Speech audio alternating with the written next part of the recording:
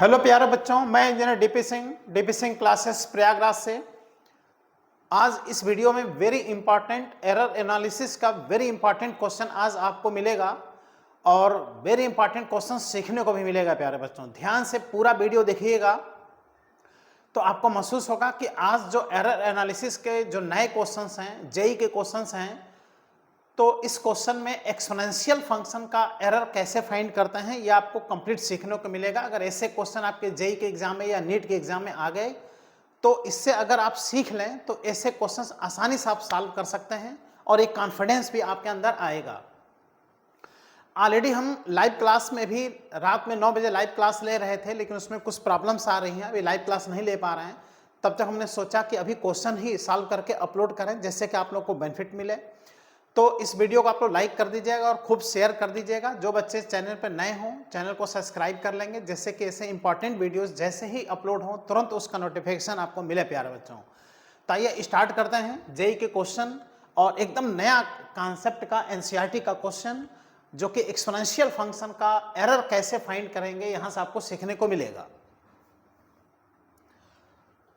जैसे ये क्वेश्चन है, देख रहे हो, एक्सपोनेंशियल फंक्शन यहां पर दिया है और इसका परसेंटेज एरर हम लोग को फाइंड करना है। देखो, energy of a system as a function of time T is given as E is the function of time T E is equal to A square exponential minus alpha T. Exponential minus alpha T मतलब देख रहे हो, मतलब इसको सब सही से लिखेंगे ना तो ई पावर माइनस अल्फा टी लिखेंगे, जिसमें कि अल्फा का वैल्यू यहाँ पर देखो ये दे दिया है 0.2 पर सेकेंड और percentage error in the measurement of A has error इतने परसेंट, देखो 1.25% ए में परसेंटेज एरर है और यहाँ पर टाइम में परसेंटेज एरर 1.50 यानी 1.5% का एरर है।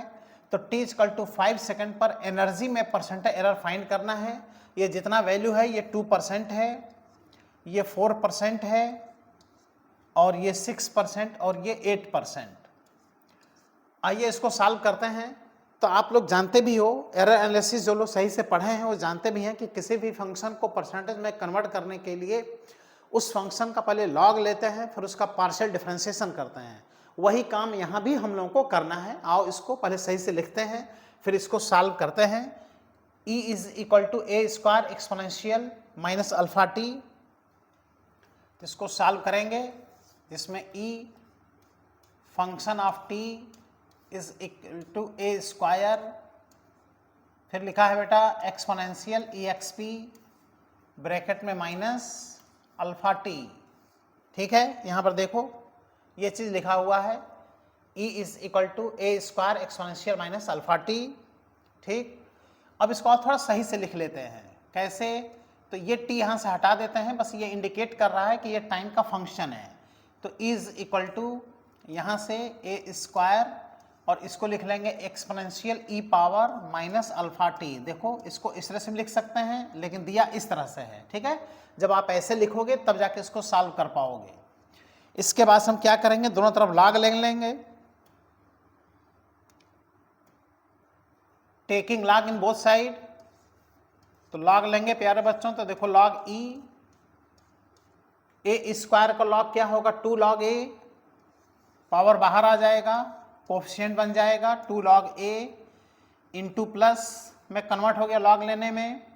और इसका जब लॉग लेंगे तो ब्रैकेट में माइनस अल्फा टी, ये भी लॉग लेते समय बाहर आ जाएगा और यहाँ से बचेगा log E to the base E, है ना।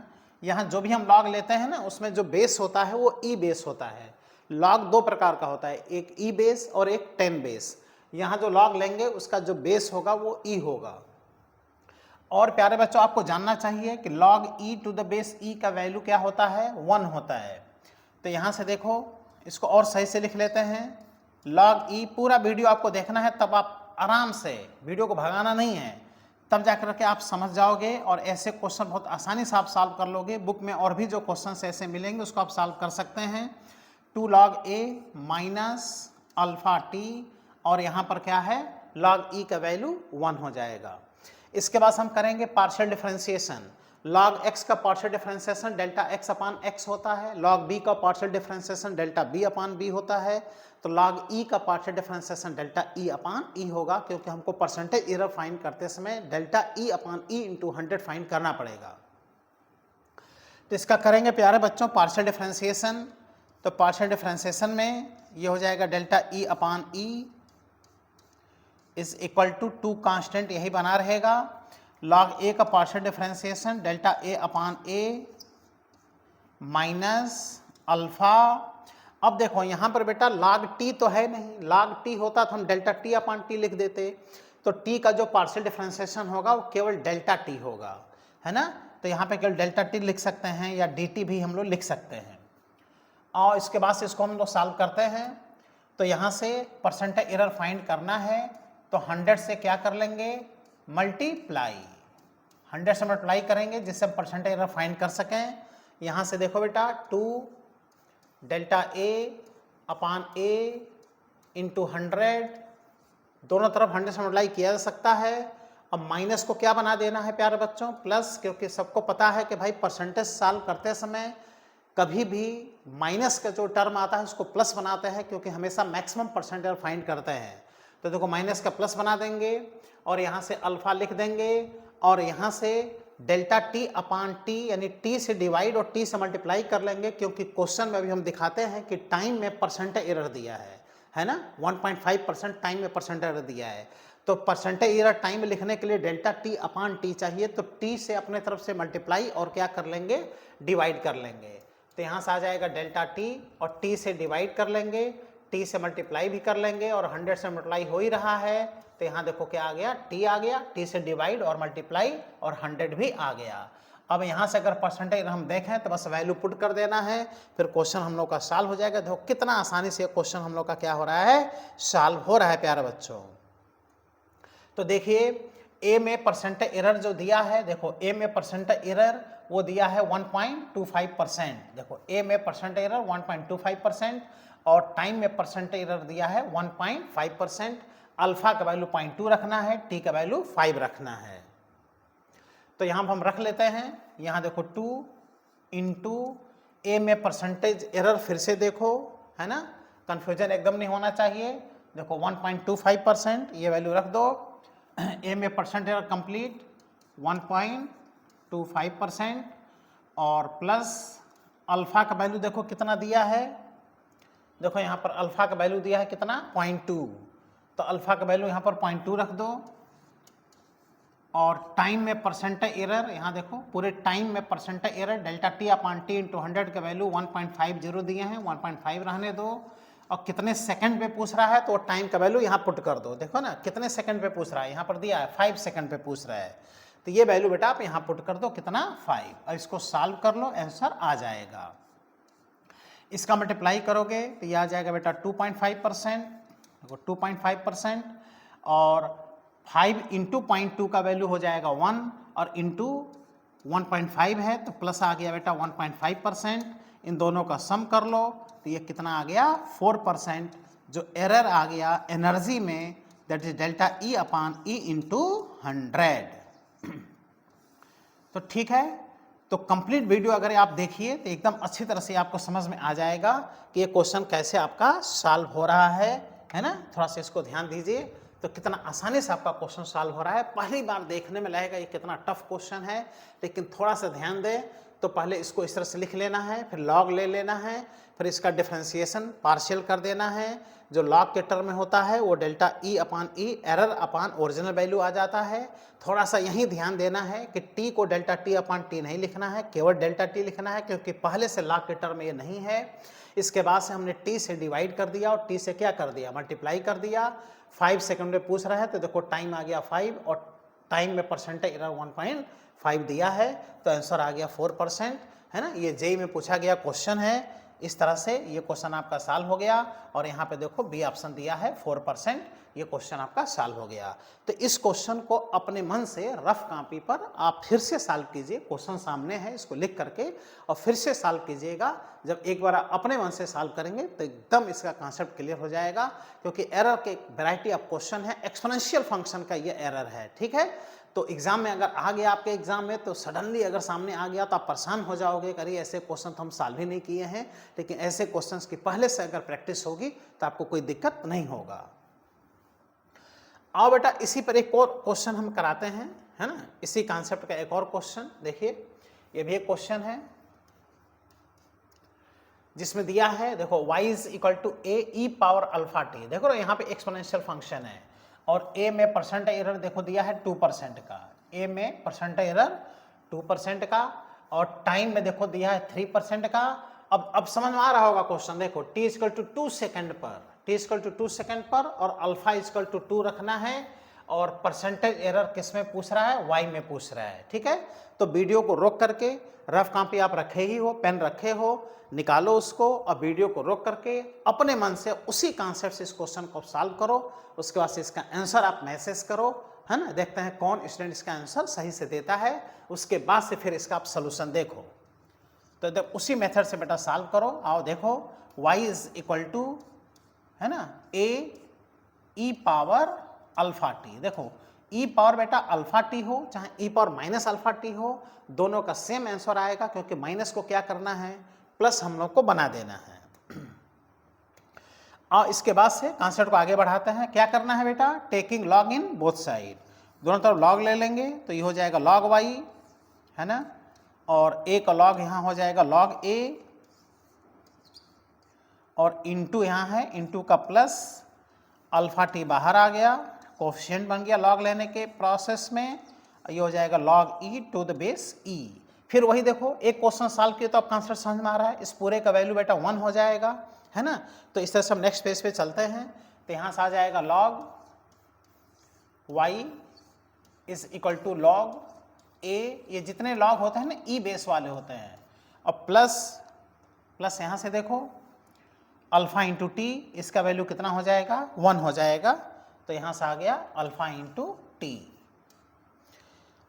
इसके बाद से क्या करेंगे, पार्शियल डिफरेंशिएशन। तो सोचो इसका पार्शियल डिफरेंशिएशन क्या होगा, डेल्टा y अपान y। इसका क्या होगा प्यारे बच्चों, delta a upon a, plus alpha यहाँ रहने दो, और t का पार्शियल डिफरेंशिएशन डेल्टा t अपान टी ना कर देना, लॉग t नहीं है, केवल कितना होगा, डेल्टा t। अब क्या करना है आप खुद बताओ, आ रहा ध्यान में क्या करना है अब, तो खुद आप समझ सकते हो कि अब इसमें क्या करना है कि 100 से क्या कर देना है, मल्टीप्लाई, क्योंकि हम लोग को क्या फाइंड करना है, परसेंटेज एरर, है ना। तो यहाँ भी 100 से मल्टीप्लाई हो जाएगा, दोनों टर्म में 100 से मल्टीप्लाई हो जाएगा, तो delta a upon a into 100, plus यहाँ से आ जाएगा प्यारे बच्चों अल्फा, और यहाँ से है डेल्टा t, क्या करना है, t से डिवाइड कर देना है, 100 से मल्टीप्लाई कर देना है, क्योंकि 100 से मल्टीप्लाई तो दोनों तरफ करना है, लेकिन एक t से डिवाइड किए तो एक t से क्या कर दो, मल्टीप्लाई कर दो, क्योंकि t से डिवाइड जब अपने तरफ से किए तो आपने पाप कर दिया, जब पाप कर दिया तो गंगा स्नान तो करना ही पड़ेगा। तो यहाँ क्या करना है, पाप करना है, फिर गंगा स्नान करना है। इसके बाद से अब कुछ नहीं करना है, वैल्यू पुट कर देना है। तो इस तरह से y में परसेंटेज एरर आ गया, delta y upon y into 100 equal to, आओ देखते हैं a में कितना परसेंटेज एरर दिया है। यहाँ पर a में परसेंटेज एरर दिया है बेटा 2%, है ना, और टाइम में परसेंटेज एरर दिया है 3%। तो यहाँ हम रख देंगे पूरे a में परसेंटेज, पूरे के स्थान पर हम रख देंगे कितना, 2%, और प्लस अल्फा का वैल्यू और रखते हैं। अल्फा का वैल्यू आप यहाँ से देख लो, अल्फा का यहाँ वैल्यू देखो कितना दिया है, 2, देख रहे हो, और t इक्वल टू 2 सेकेंड पे पूछ भी रहा है। तो अल्फा का वैल्यू यहाँ पर 2 पुट कर दे रहे हैं, 2, और टाइम में परसेंटेज एरर दिया है 3%, यहाँ 3% रख दिए इस पूरे के स्थान पर, देखो इस पूरे के प्लेस पर, और टाइम भी दिया है कितना, 2 सेकेंड टाइम भी दिया है। तो यहाँ से आ गया कितना, 2%, और प्लस ये आ गया कितना, 6 इंटू 2, है ना, 6 इंटू 2 यानी ये आ गया बेटा 12, और ये मिलके कितना आ गया प्यारे बच्चों, 14%। ये आंसर है जो कि y में परसेंटेज एरर है। तो ये देखते हैं आंसर कौन सा सही है। तो इसका आंसर आ रहा है 14%। कोई ऑप्शन दिया है कि नहीं 14%, देखो सी ऑप्शन दिया है कितना, 14%। तो आप देख रहे हो, आज इस वीडियो में हमने 2 क्वेश्चन कराया।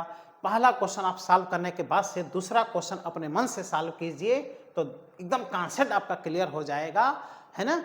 और इन दोनों क्वेश्चन में एकदम नया कहानी है, एक्सपोनेंशियल फंक्शन का एरर एनालिसिस में परसेंटेज एरर हम कैसे फाइंड करते हैं, ये कॉन्सेप्ट आपको समझ में आ गया। ये ध्यान देना है कि किसी भी फॉर्मूले को जब परसेंटेज में कन्वर्ट किया जाता है तो उसको लॉग लेकर के पार्शियल डिफरेंशिएशन किया जाता है, और लॉग लेते समय इसका जो बेस चलता है वो ई बेस चलता है। लॉग में दो प्रकार का बेस होता है, एक ई बेस होता है, एक 10 बेस होता है। जो 10 बेस होता है उसको नेचुरल लॉगरिथम कहते हैं, और ई बेस को बेटा नेपियर लॉगरिथम कहते हैं, ये ध्यान देना चाहिए।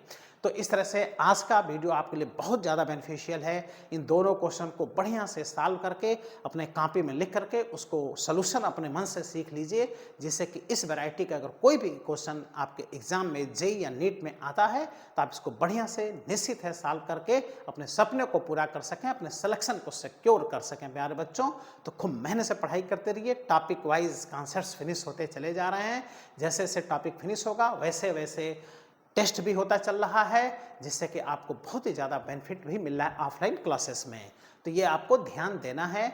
ऑलरेडी ऑफलाइन क्लासेस में नए बैचेस भी इसमें स्टार्ट हुई हैं, है ना। तो जिन बच्चों को अभी कोचिंग ज्वाइन नहीं किए हैं उनको अभी कोचिंग ज्वाइन करने की इच्छा है कि हमको ऑफलाइन कोचिंग ज्वाइन करना चाहिए, तो नए बैचेस इसमें स्टार्ट हुई हैं। आकर के एडवांस आप क्लासेस स्टार्ट कर दिए, जिससे कि आपका कोर्स बढ़िया से आगे बढ़े और आप बढ़िया से पढ़ाई करके अपने सपने को पूरा कर सकें। थैंक यू प्यारे बच्चों, जय हिंद।